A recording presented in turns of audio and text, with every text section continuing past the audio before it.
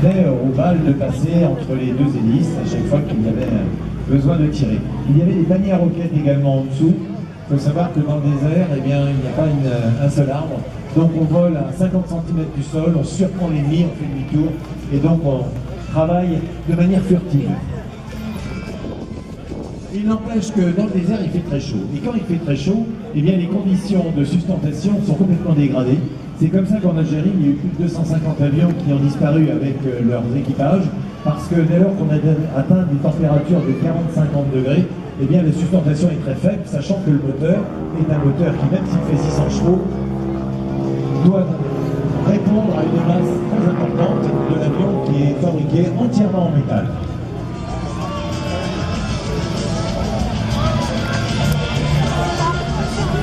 Cet avion a été racheté par Frédéric Olivier et Pascal Villeperson, qui est un peu alcoolisé, là. Voilà, il fait chaud. Eh bien,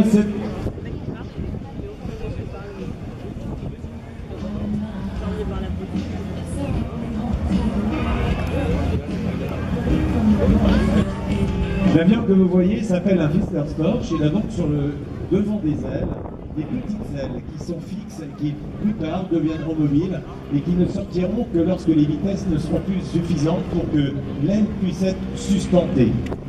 Alors, de cette partie fixe, eh bien, il y a un rapprochement des filets d'air qui va permettre à l'avion de voler lentement.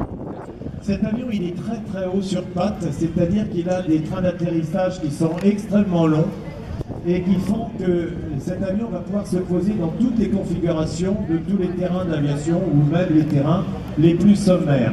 C'est ainsi qu'en Italie, il y a un monsieur qui s'appelait Mussolini qui a été mis